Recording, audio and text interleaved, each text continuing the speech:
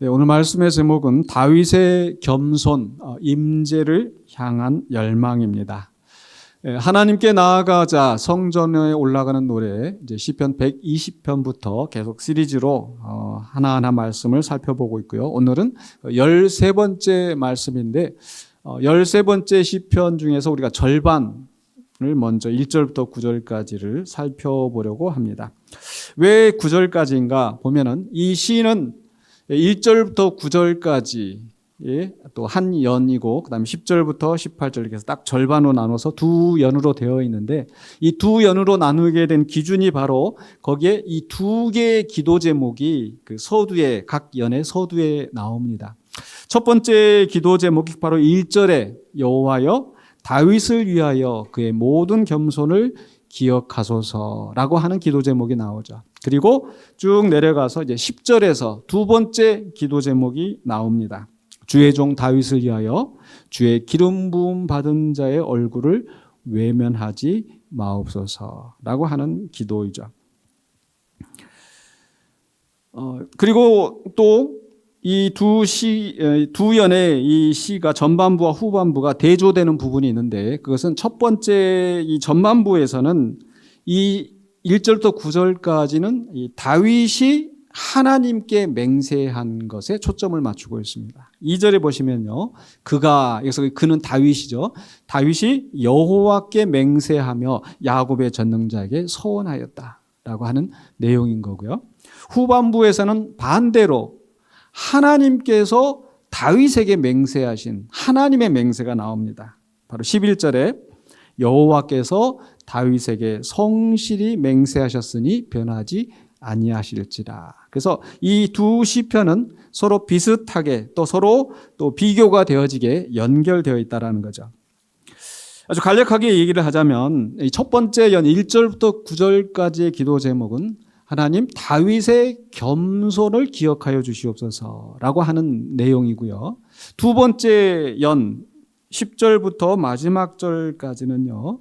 바로 이 주의 기름 부음 받은 자를 외면하지 마옵소서라고 했는데 여기서 주의 기름 부음 받은 자는 누구를 의미하는가? 바로 다윗의 후손을 이야기합니다. 그러니까 다윗의 후손으로서 기름 부음 받아서 세워지는 이 왕들을 외면하지 마시고 은혜를 베풀어 주시옵소서라고 하는 기도인 거죠. 그런데 이 두 기도가 따로 있는 것이 아니라 이 두 번째 기도 제목 다윗의 후손에게 은혜를 베풀어 주시옵소서라고 하는 이 기도는 첫 번째 기도에 근거하고 있어요. 다윗의 겸손함을 기억하시고 그 다윗의 후손에게 은혜를 베풀어 주시옵소서라고 하는 흐름이 이 132편에 있는 것입니다. 그래서 우리는 먼저 첫 번째 연인 1절부터 9절의 말씀을 오늘 살펴보고 이 다윗의 겸손을 교훈 삼아서 이제 다음 주에는 이제 그 하나님의 은혜를 구하는 다윗의 후손을 위하여서 하나님의 은혜를 구하는 그런 내용들을 함께 살펴보려고 합니다. 9절까지 전반부에서도 또 두 개로 나누어지는데 먼저 5절까지의 말씀은 바로 다윗의 겸손과 맹세를 이야기하고 있습니다. 바로 1절에 다윗의 겸손을 이야기하고 있습니다. 다시 한번 1절 말씀 보시면 여호와여 다윗을 위하여 그의 모든 겸손을 기억하소서. 다윗은 겸손한 사람입니다. 라고 시작되어지죠. 그런 면에서 이 시는 바로 앞에 나오는 시편 131편 다윗의 시와 또 자연스럽게 연결되어집니다. 왜냐하면 바로 이 131편에서 이 다윗의 시라고 하는 이 다윗의 시에서 다윗의 겸손한 고백이 나오거든요. 어떤 고백입니까? 1절을 보시면 여호와여 내 마음이 교만하지 아니하고 내 눈이 오만하지 아니하오며. 다윗은 하나님 앞에서 겸손하게 교만하지 않게 오만하지 않게 하나님 앞에 나오고 있는 걸 보여주죠. 근데 거기서 이어지는 말씀이 뭐예요? 내가 큰 일과 감당하지 못할 놀라운 일을 하려고 힘쓰지 아니하나이다. 이 말씀이 어떤 의미인지 지난주에 우리가 나눴었는데요. 내 분수를 벗어나서 하나님이 정하신 뜻을 벗어나서 내가 내 야망을 위해서 막 애쓰지 않겠습니다라고 하는 하나님의 뜻을 준행하는 데 힘쓰겠습니다라고 하는 그런 의미가 들어있다고 할 수 있겠죠. 그런데 이렇게 표면적으로 봤었을 때 우리 131편에서는 다윗이 내가 젖된 아이와 같이, 엄마 품에 있는 젖된 아이와 같이 이렇게 평안하고 만족스러운, 애쓰지 아니하는 그런 모습인데, 오늘 132편에 보면은 거기에서 묘사되고 있는 다윗은 어떻습니까? 내가 내 집에도 안 들어가고 잠도 자지 않고 막 애쓰고 있는 다윗의 모습이 대조되고 있는 거죠. 둘 다 겸손한 건데 전혀 양상이 다른 거예요. 그래서 저는 이 131편에서 다윗이 젖된 아이와 같이 이렇게 평안하게 있는 것은 저는 정적인 겸손이다. 정하게 있는. 그럼 반대로 132편에서 다윗의 겸손은 뭐라고 하면 좋을까요? 동적인, 좀 막 힘쓰고 애쓰고 있는 그런 겸손이라는 거예요.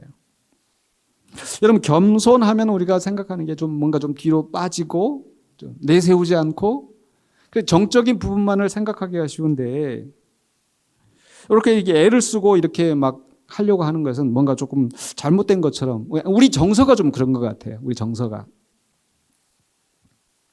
그래서 겸손이라는 것이 과연 일을 안 하고 가만히 있는 것이 겸손인가, 아니면 열심히 일하는 것이 겸손인가, 좀 그런 질문이 생기는 거죠. 근데 과연 어떤 의미일까? 왜 시편 132편에서 다윗은 그렇게 막 잠도 안 자고 심지어 눈꺼풀도 내려오지 않게 졸지도 않고 그렇게 열심히 애를 쓰고 있는 걸까? 이게 무슨 의미일까? 그 의미를 이해하기 위해서 우리는 이 겸손에 해당하는 히브리어가 이 온이라는 단어가 여기에 쓰여져 있는데요. 이 온이라는 뜻은 그 성품이 부드럽고 온유하고 이런 뜻이 아니고요. 그 원래 의미는 가난한, 비천한, 아주 낮은 그런 의미예요. 그래서 가난하고 낮고 천하기 때문에 뭔가 비어있는, 결핍이 있는 그런 상태를 이야기하는 거고, 또 그래서 고난당하는 사람을 이야기할 때 여기서 이 낮은 자, 가난한 자, 그런 의미로 쓰여지는 거죠.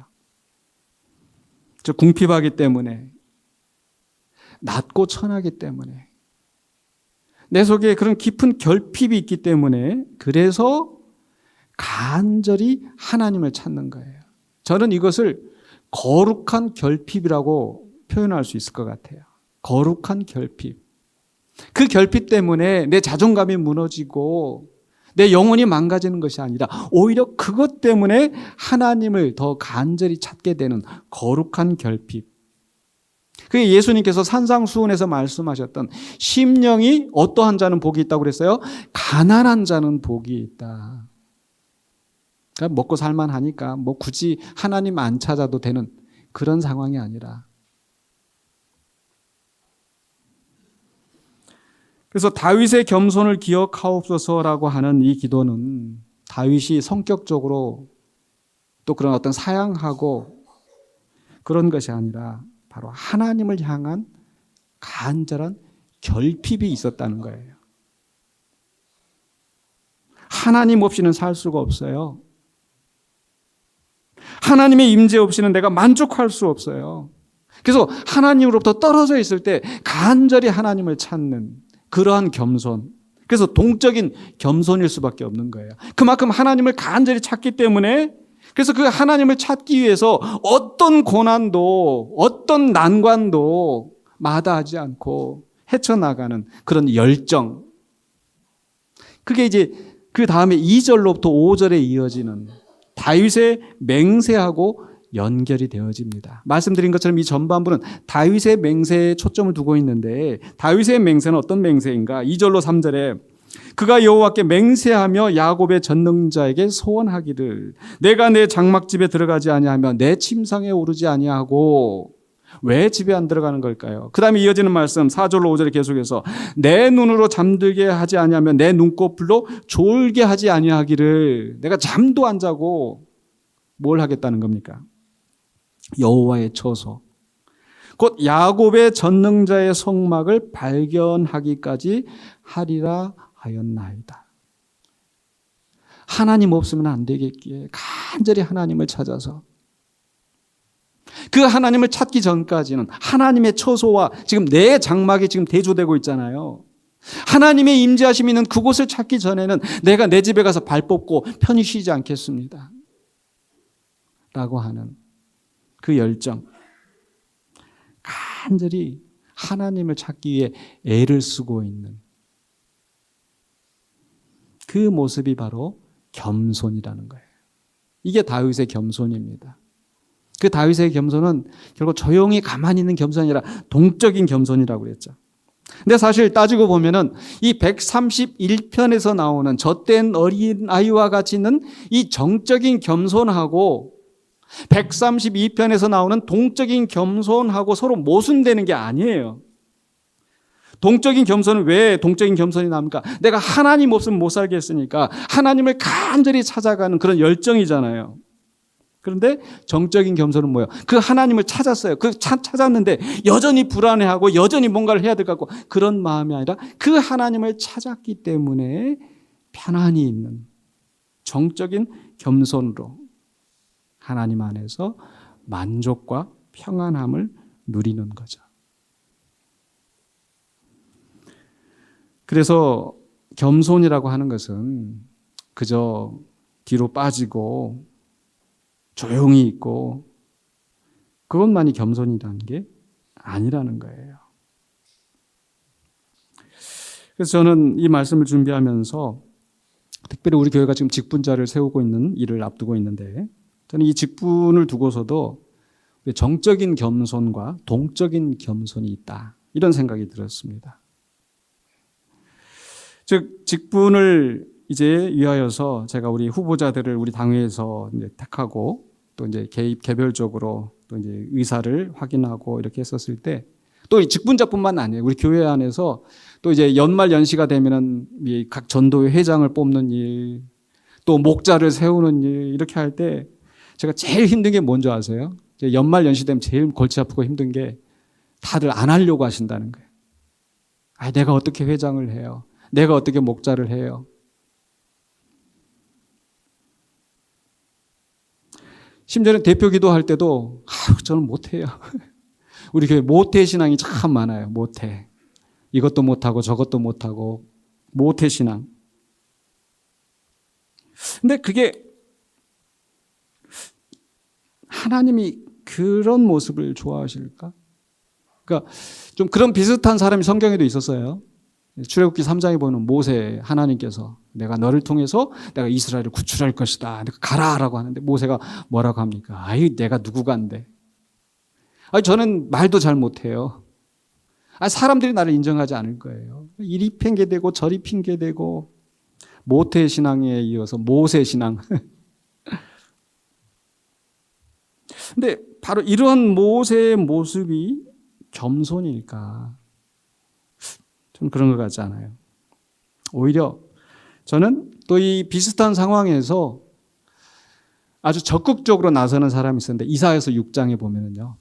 이사야가 하나님의 그 환상 가운데서 하나님을 만나게 되는데 그 거룩한 빛 앞에서 너무 놀래가지고 내가 큰일 났다. 내가 죽게 생겼다라고 할 때 그 제단에 숯불이 나와서 이제 이사야 이불을 정하게 하는 그 사건이 나옵니다. 근데 그리고 나서 그때 하나님께서 말씀하시는 거예요. 누구를 보낼까? 누가 우리를 위하여 갈까? 라고 할 때 이사야가 어떻게 합니까? 제가 가겠습니다 하고 손 번쩍 들고 내가 여기 있습니다. 나를 보내소서라고 하는 그런 이사야의 모습. 여러분 이게 교만한 걸까요? 아니면 나대는 걸까요? 저는 이게 동적인 겸손이다. 분명히 이사야는 하나님을 만났을 때 그 거룩하심 앞에서 내가 어떻게 감히 하나님 앞에 설 수 있는가? 나는 입술이 부정한 백성 가운데 있으면서 나도 부정한 사람인데 내가 가서 무슨 소리를 하겠는가? 아마 그런 생각이 충분히 들 수도 있어요. 근데 하나님께서 나를 죽이지 아니하시고 내 입술을 정하게 세우셨는데 그런데 그 하나님께서 뭔가 저 백성에게 갈 사람이 지금 필요하다고 하시는데 그 순간에 내가 여기 있나이다. 나를 보내소서. 그때 이사야의 심정이 뭐겠어요? 나는 당신의 종입니다. 당신이 나를 살리셨기 때문에 나는 당신이 쓰시는 대로 당신이 필요한 곳에 내가 가겠습니다.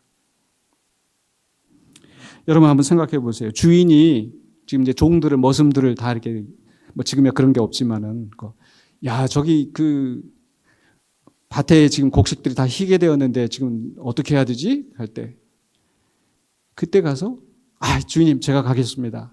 라고 하는 사람이 겸손한 사람이에요? 아니면 내가 이때 나서 가지고 괜히 어떤 사람이 더 겸손한 사람이겠어요? 종이기 때문에 주인의 마음에 합당하게 나설 수 있는 사람이 정말 겸손한 사람인 줄 믿습니다. 그렇다고 해서 혹시라도 내가 개인적인 사정 때문에 사양했는데 목사님 나한테 지금 뭐라고 하는 게 아니라 그런 생각하지 않으셔도 돼요. 개인적인 문화 형편이 있을 수 있어요. 생각이 다를 수 있어요. 제가 말씀드리고자 하는 것은 하나님께서 필요한 일이 있을 때 적극적으로 나서는 것도 겸손하지 않으면 할 수 없다는 거예요. 믿습니까?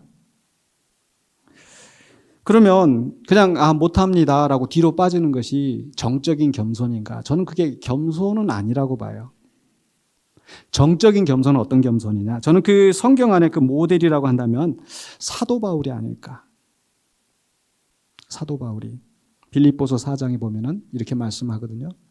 내가 가난한 데 처할 줄도 알고 부유한 데 처할 줄도 알고 높은 곳에 가기도 하고 낮은 곳에 가기도 하고 내가 어느 곳에 있든지 내가 만족하는 것을 배웠다. 그러므로 내게 능력 주시는 자 안에서 내가 모든 것을 할 수 있다. 낮은 곳에 있다고 해서 더 높은 데를 바라보면서 조바심 치지 않고 높은 곳에 있다고 해서 그것 때문에 교만하고 하지 않고 높은 곳에 있든지 낮은 곳에 있든지 내게 능력을 주신 분은 하나님이시기 때문에 그분 안에서 내가 어떤 형편에도 처할 수 있다는 거. 이게 정적인 겸손의 모범인 것 같아요. 그래서 저는 우리 성도들이 주님의 부르심이 있을 때 물론 예수님이 부르시면 가죠. 목사님 부르니까 내가 안 가지. 혹시 그렇게 생각하시는가요? 교회 안에 필요가 있을 때 그게 목자의 자리든 어떤 모양으로든 나 같은 것도 주님이 쓰신다고 하면 내가 겸손히 감당하겠습니다. 라고 나설 수 있는 겸손한 종들이 되시기를 주의 이름으로 축원합니다. 그래서 정적인 겸손이든 동적인 겸손이든 일하지 않는 뒤로 빠지는 그게 겸손이 아니라 하나님 안에서 능력을 받아서 하나님의 일을 감당하고 그것 때문에 내 자신을 내세우고 드러내는 것이 아니라 하나님께 영광을 돌리는 그러한 종이 신실한 종인 줄로 믿습니다. 바로 다윗의 겸손이 그러했었어요. 다윗은 어떤 순간에도 하나님을 간절히 찾았습니다. 그가 왕위에 올랐을 때도 이제 왕위에 올랐으니까 나를 죽이려 했던 사울이 사라졌으니까 이제 모든 정권이 내 손 안에 들었으니까 내 마음대로 할 수 있다가 아니라 다윗은 바로 그 순간에 하나님의 언약궤를 찾고 사람들을 설득을 하여서 하나님의 언약궤를 모셔오는 일에 앞장섰었던 거죠. 다윗에게는 항상 그 거룩한 결핍이 있었어요. 하나님을 찾는.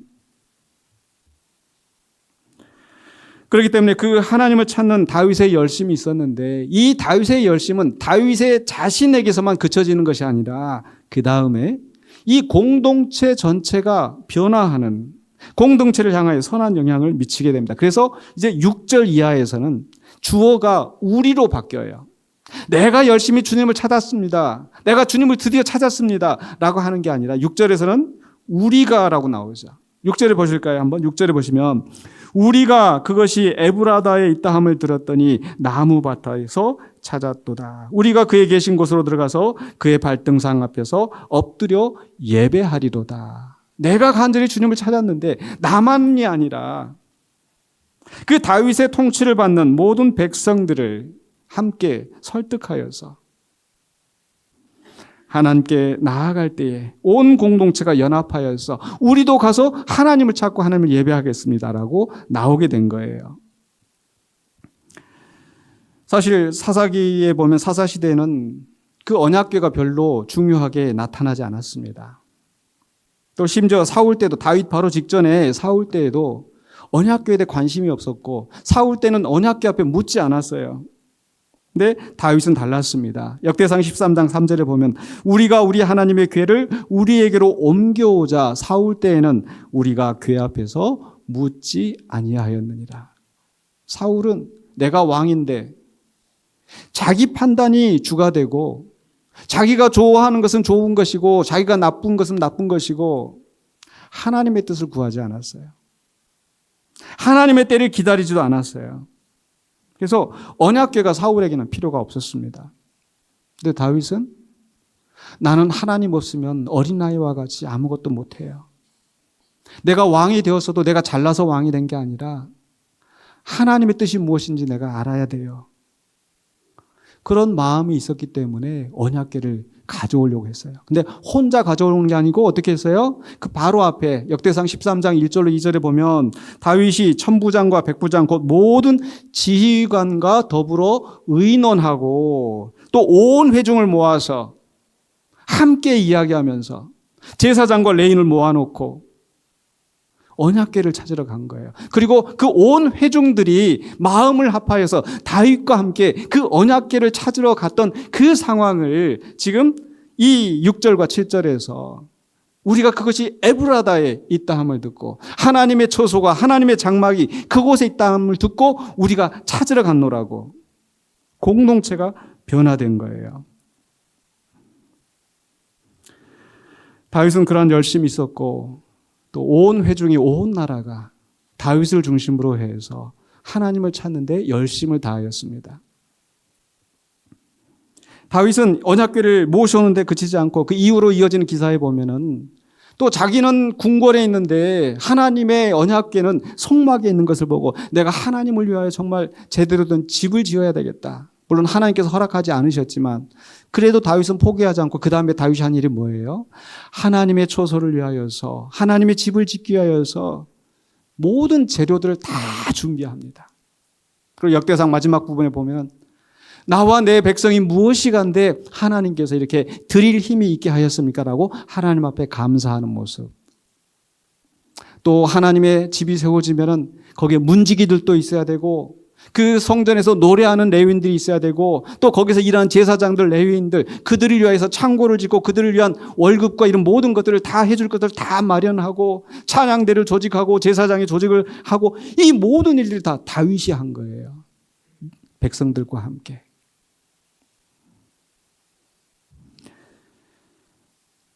자신의 야망, 자신의 업적을 나타내기 위해서가 아니라 하나님의 임재를 간절히 사모했기 때문에 다윗은 하나님의 초소를 마련하고 그 앞에서 예배하기 위해서 애를 썼고요. 거기에 온 회중들이 함께 움직였고 그래서 8절로 9절에 마무리되어진 게 뭡니까? 그 온 회중이 일어나서 예배하는 모습으로 마무리가 되어지는 거예요. 8절로 9절에 여호와여 일어나사 주의 권능의 궤와 함께 평안한 곳으로 들어가소서. 주의 제사장들은 의를 옷 입고 주의 성도들은 즐거이 외칠지어다. 그 다윗의 겸손에서 시작되었던 이 일이 온 공동체가 하나님의 임재 앞에서 예배하는 장면으로 마무리가 되어지는 거죠. 얼마나 아름답습니까? 한마디로 다윗의 겸손은 하나님의 임재하심을 하나님과 함께 하고자 하는 그런 열망이었습니다. 마음으로만 바라는 것이 아니라 실제로 간절히 찾아다니면서 찾고 찾았었고 하나님께서 그에게 만난 바 되어주셨던 거죠.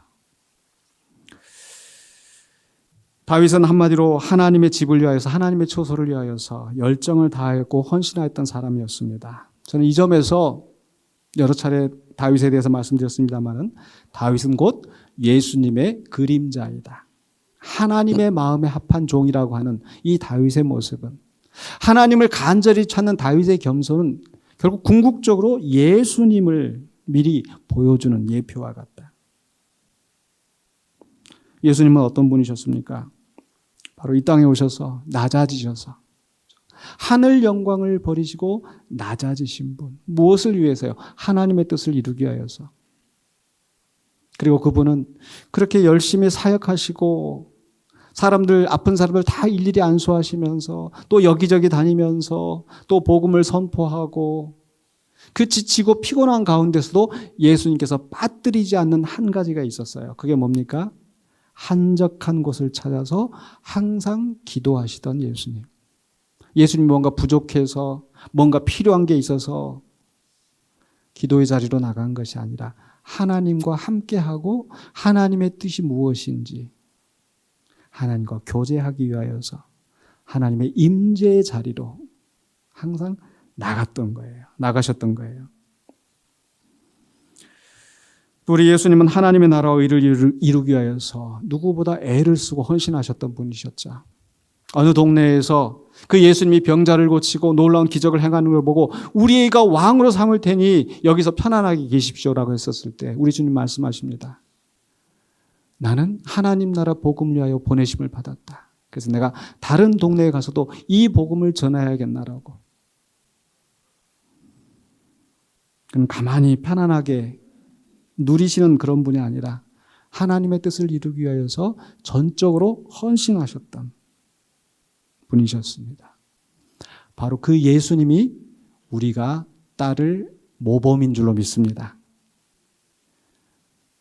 우리가 자칫하면 우리가 구약 성경을 보면서 다윗이 이렇게 했으니까 우리도 다윗처럼 이렇게 합니다라고 하면 그건 예수님과 상관없게 돼요. 그렇죠? 다윗이 이렇게 한 것을 궁극적으로 이루시는 분은 예수님이시고 우리는 누구를 따라가야 돼요? 다윗을 따라가는 게 아니고 바로 예수님을 따라가서 하나님의 형상을 이루는 우리가 되어야 되는 거죠. 그래서 우리는 오늘 말씀을 생각하면서 우리 자신을 한번 돌아보기를 원합니다. 한번 질문을 던져보기를 원합니다. 나는 정말 얼마나 하나님의 임재의 자리를 하나님과 함께하는 또 하나님의 예배의 자리를 그렇게 사모하고 있는가? 혹시 오늘 아침에 또 예배 자리에 나올 때 정말 그런 간절한 열심으로 나오셨는지 아니면 시간 되었으니까 그냥 마지못해 습관적으로 나오는 자리였는지 뭔가 또 다른 곳에서 뭔가 재밌고 행복한 일이 있으면 그곳으로 쉽게 떠나는 우리의 모습은 아닐지 또 그 하나님의 임재하심과 함께하기 위해서 또 하나님의 나라와 영광을 위하여서 얼마만큼 헌신하였는지 어떤 열정으로 내가 여기 있나이다 나를 보내소서라고 했었는지 또 말씀을 준비하면서 지난 새벽기도 시간에도 함께 나눈 이야기이기도 한데요. 존 워너메이커에 대해서 좀 다시 한번 생각하게 되었습니다. 존 워너메이커는 이 미국 경제 공황기에 백화점의 왕이라고 불리운 그런 사람이에요. 왜 백화점의 왕인가? 보통 이제 가게들이 채소 가게는 채소만 팔고 있고 또 저기 가면은 또 옷가게가 있고 이렇게 다 흩어져 있잖아요. 근데 이게 한 곳에 모여 있으면 좀 사람들이 편하게 쇼핑하고 좀 하지 않을까 하고 해서 다 모아가지고 차린 게 백화점이에요. 근데 그걸 처음 만든 사람이 바로 이 존 워너메이커인데 그렇게 해가지고 백화점이 아주 잘 운영되어지고 여기저기에 또 그런 곳들이 생겨나게 되고 그래서 그 당시에 그 대통령이었던 그 해리슨 대통령이 23대 그 미국의 23대 해리슨 대통령이 그 경영 능력을 높이 사서 이제 당신이 그 백화점을 경영하는 경영 능력을 이제 미국을 위해서 국가를 위해서 좀 씁시다 라고 한 거예요. 당신 우리 최신부 장관이 되어주십시오. 장관으로 세운 거예요. 세우려고 했어요. 근데 이분이 고사를 합니다. 못하겠다고 하는 거예요. 왜 못하겠다고 하는지 그 이유가 저는 매 주일이면 제 고향에 있는 교회에서 이 고향이 필라델피아인데 고향에 있는 교회에서 주일학교 교사직을 맡고 있는데 내가 워싱턴에 가서 그 장관 일을 하려고 하면 내 교사직을 못할 거 아니냐. 그러니까 나는 그거 못하겠다라고 했어요. 여러분 상상이 되시나요? 대통령이 이 말 듣고 어이가 없었겠지만 그럼 너무 진지하게 얘기를 하니까 그럼 주일학교 교사 하게 하면 할 테냐라고 했더니 그러면 하겠다고 했어요. 그래서 이분이 장관이 되고 나서 매주 토요일이 되면 기차를 타고 또 필라델피아 가가지고 주일날 돼가지고 가서 주일학교 교사하고 그리고 나서 다시 워싱턴으로 돌아와가지고 또 주중에 또 일을 하고 이렇게 한 거예요. 4년 동안.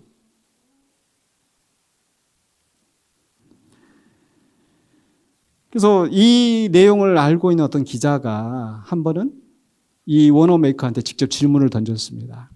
아니 세상에 한 나라의 장관이 주일학교 교사직보다 못합니까? 라고 했더니 이분이 하는 대답이 장관은 내가 뭐 얼마나 몇 년을 하다가 말 일이지만 주일학교 교사는 내가 젊었을 때부터 평생 내가 주님 앞에 갈 때까지 내가 할 일이다. 그래서 장관이 부업이고 주업은 내 본업은 주일학교 교사입니다. 이렇게 대답을 한 거예요. 그래서 그분은 이제 최신부 장관직을 내려놓고 또 역시 고향에 돌아와서 84세에 하나님의 부르심을 받기 전까지 평생의 주일학교 교사를 한 65년 주일학교 교사를 했다는 거예요. 대단하지 않습니까?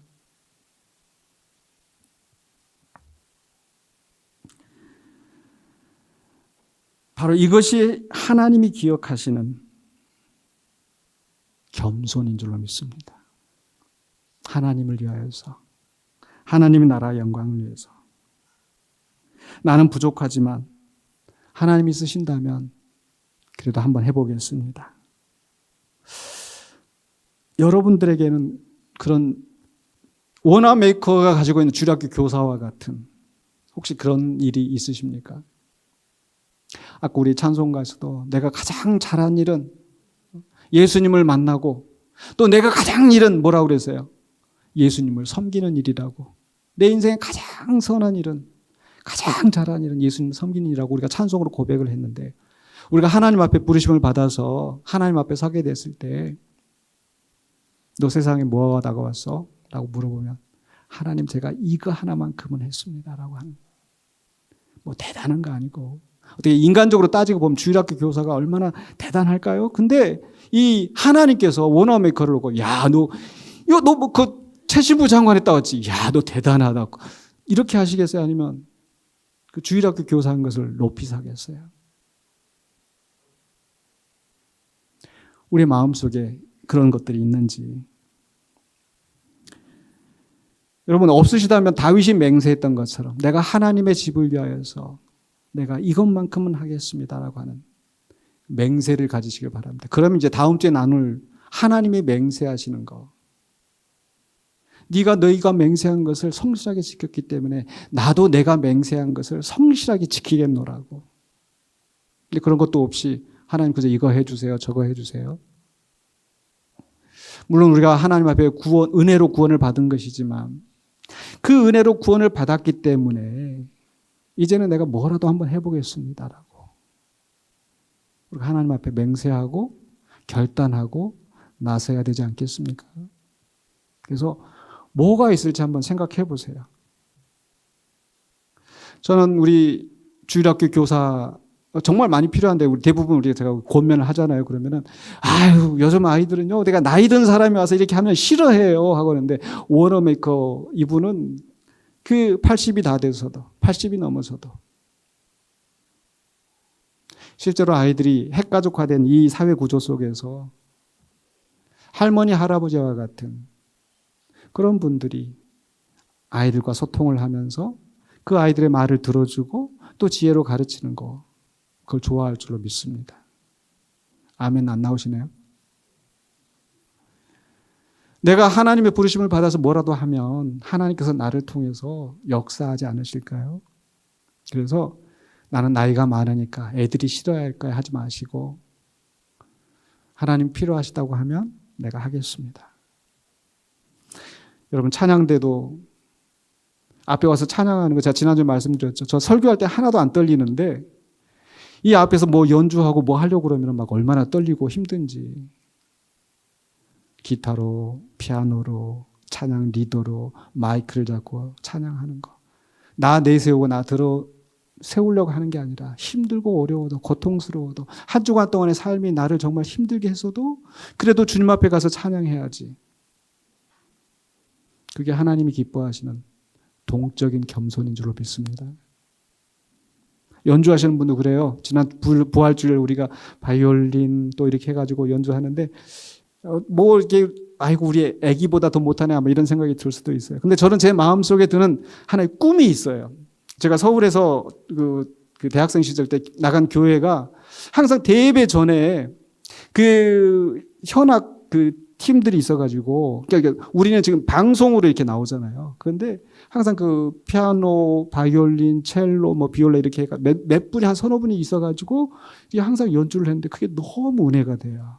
그래서 저는 우리 교회도 좀 그런 게 있었으면 좋겠다. 제가 사실 우리 그 첼로 잘하는 도희한테 이렇게 물어봤더니 그 아르바이트나 이런 것 때문에 너무 바빠요. 젊은 사람들 사실 그게 너무 바빠요. 그런데 내가 나이 들어서 이제 좀 주님을 위해 헌신할 수 있다면 내가 뭔가 악기 하나 배워가지고 3년 후에 4년 후에 우리 교회에서 그 팀들이 저는 예배 전에 그렇게 연주할 수 있는 그런 팀이 세워졌으면 좋겠다. 근데 어떻게 할까요? 어디 가서 좀 그렇게 연주자들을 사올까요?